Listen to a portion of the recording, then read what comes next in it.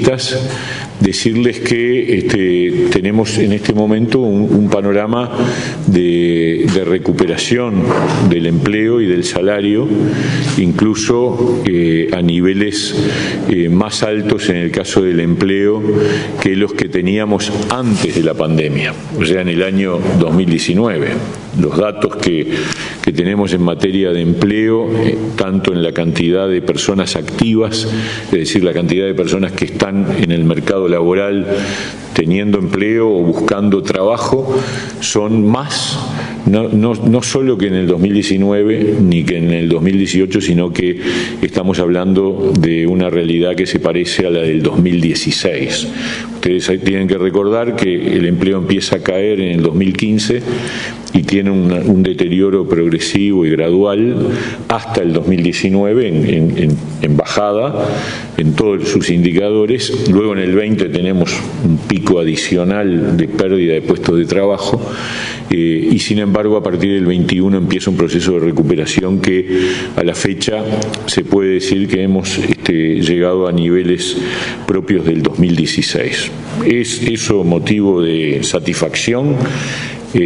A mí no me gusta usar la palabra satisfecho porque indica como que ya lo logramos. Me parece que hay que seguir trabajando, pero sin duda es una situación positiva, porque ahora en vez de tener una tendencia a la baja como existió desde el 15 al 20, ahora tenemos claramente una tendencia al alza, tanto en cantidad de población activa como cantidad de población empleada, o sea, la tasa de empleo.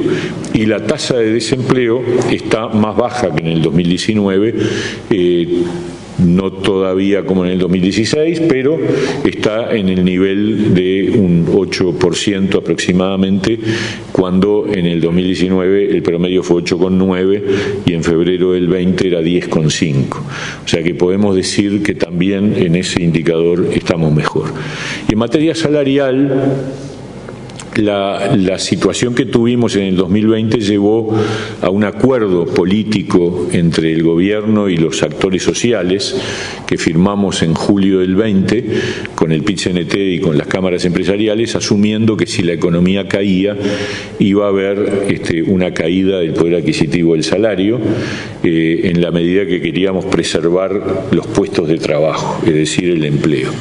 Y efectivamente hubo una caída del poder adquisitivo, pero lo que tenemos que decir ahora, y no lo digo yo, lo dicen todos los analistas que se dedican a estudiar estos temas, el poder adquisitivo del salario promedio actualmente ya es un poco mayor que en el 2019, o sea, hemos recuperado promedio el poder adquisitivo del salario, pero además, de acuerdo a la ronda salarial que está en proceso, en cada mesa de esa negociación hay un planteo de incorporar la recuperación que falta en aquellas mesas en donde todavía no se ha alcanzado.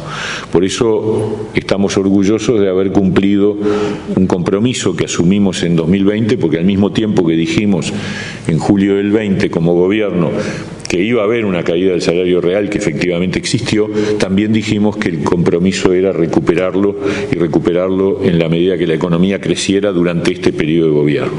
Y hoy podemos decir con mucha tranquilidad que eso ha ocurrido o está ocurriendo y se completará en los próximos meses.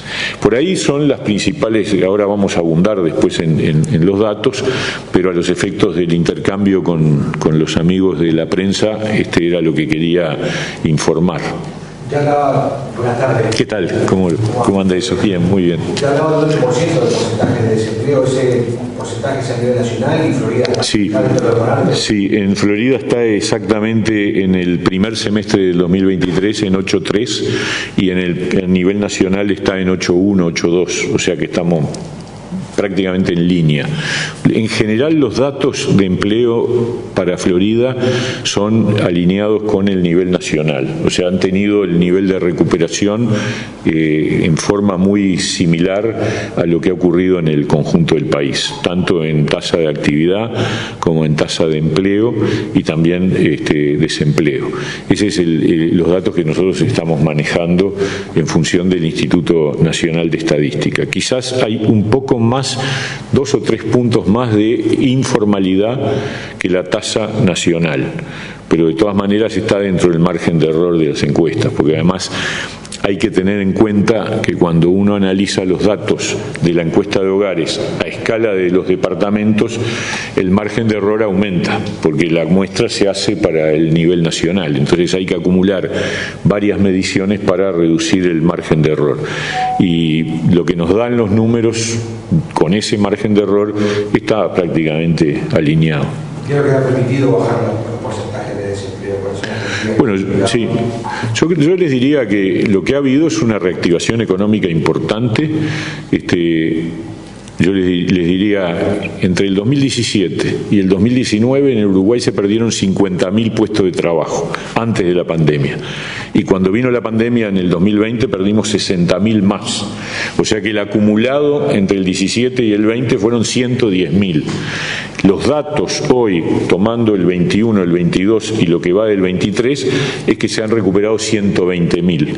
O sea que hemos superado claramente toda la caída de los últimos 3 años previos a la pandemia y del año de la pandemia. Eso tiene que ver con el crecimiento de la economía. Por eso yo les diría que el empleo probablemente no siga creciendo con la misma velocidad, porque este año estamos sufriendo el impacto de una situación que obviamente es ajena a la voluntad del gobierno y de cualquier uruguayo, que es el efecto de la sequía. La sequía ha frenado la economía en el año 2023. Nosotros vamos a tener un nivel de crecimiento mucho más moderado que el del año pasado, y esas cosas están relacionadas con los puestos de trabajo. Es decir, hay una correlación entre la magnitud del crecimiento y el aumento del empleo. Pero a pesar de eso, uno mira los números y cada vez que sale la encuesta de hogares, hasta ahora venimos de a poquito, pero sigue habiendo un aumento. Tiene que ver con inversión, tiene que ver con capacidad, con credibilidad del país, tiene que ver con reglas de juego claras. Me parece que va por ahí, certeza jurídica. Por eso es muy importante cuidar la variable, el valor de la certeza jurídica en el Uruguay. Eso tiene que ver con algunas otras cosas que después podemos desarrollar. Me parece que algunas de las iniciativas que hoy está empezando a juntar firmas para plebiscitarse afectarían duramente la certeza jurídica, ¿no? Las que tienen que ver con medidas vinculadas a la seguridad social. ¿En qué rubro específicamente hubo esta vinculación? Es variado. Les puedo asegurar que en realidad cuando uno mira no es que haya estado concentrado en particular. Les digo más, cuando uno mira, por ejemplo, el dato de seguro de paro, lo que ve es una variación. El seguro de paro está en el orden de oscila entre 40 y 44.000, que es 4.000 menos o 5.000 menos de lo que teníamos promedio en 2019. O sea que hay realmente una reducción de trabajadores en seguro de paro. Y cuando vos mirás de un mes al otro en dónde creció el número de trabajadores en seguro de paro y dónde bajó, se mueven todos muy parecidos. No hay un lugar que vos digas, acá está concentrado el crecimiento, la reactivación. No. En el comercio, en la industria, en algunos momentos baja un poco la industria, después vuelve a aumentar. Es bastante parejo. El sector agropecuario también, en los servicios. Muy bien, ¿hay más consultas de los señores periodistas?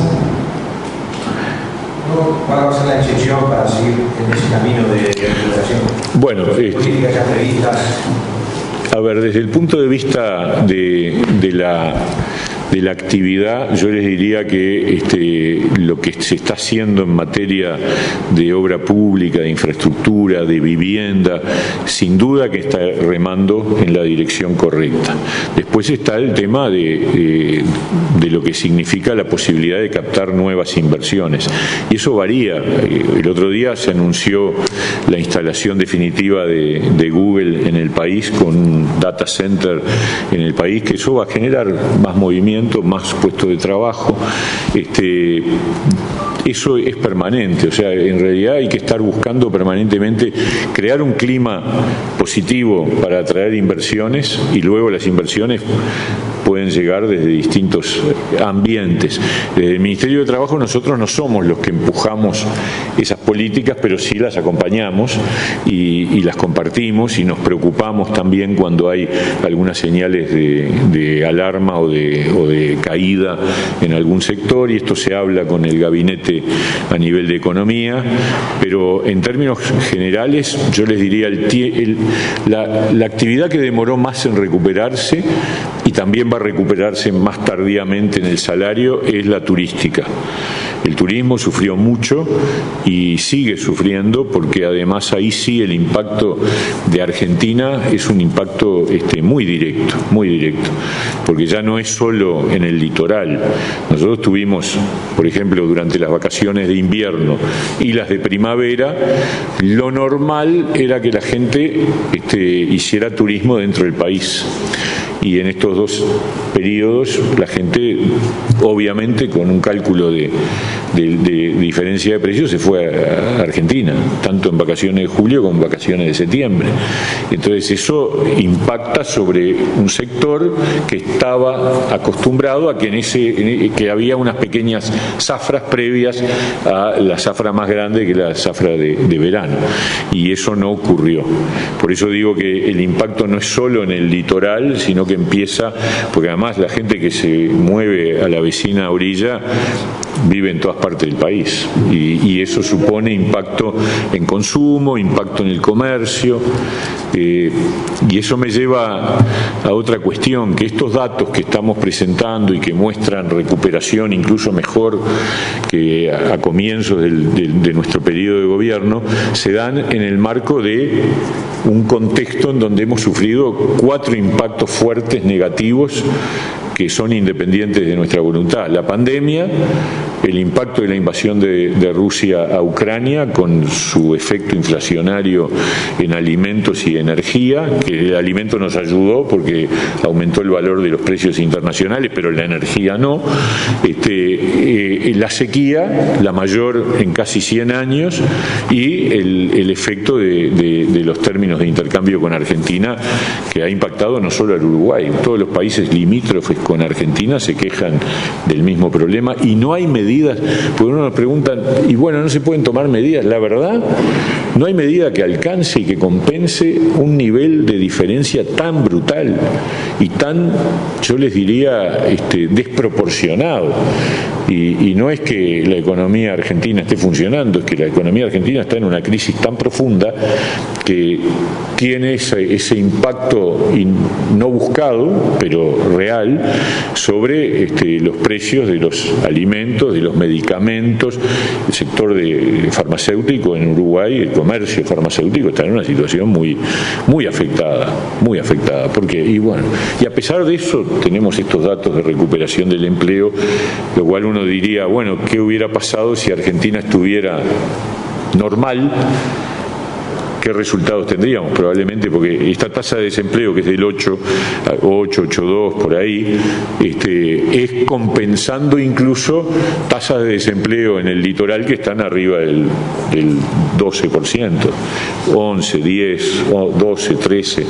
Entonces, imagínense si tuviéramos una situación normalizada en la frontera, estaríamos seguramente mucho mejor. Ya hablaba de certeza jurídica. ¿Cuáles son los riesgos que se corren con este incentivo electoral que se le con el apoyo del Frente Amplio con respecto a la seguridad social? Bueno, en primer lugar, una que quiebra totalmente las reglas de juego, que es la supresión de las AFAPs o del sistema mixto en la seguridad social, que implica, lo digo con total convicción y franqueza porque es lo que dice el texto, la confiscación de ahorros personales que tienen nombre y apellido de años, de 1,5 millones de uruguayos por lo menos, que están acumulando fondos que van a utilizar para complementar su jubilación futura, y que de aprobarse este plebiscito se les sustrae ese dinero a esas personas, se mete en un bolsón común en el Banco de Previsión Social y no se sabe bien qué destino va a tener. Se supone que será para pagar jubilaciones, pero la cuenta concreta de fulanito de tal que está en una FAP y que le va a determinar una renta vitalicia cuando se jubile de determinado valor, se la sacan.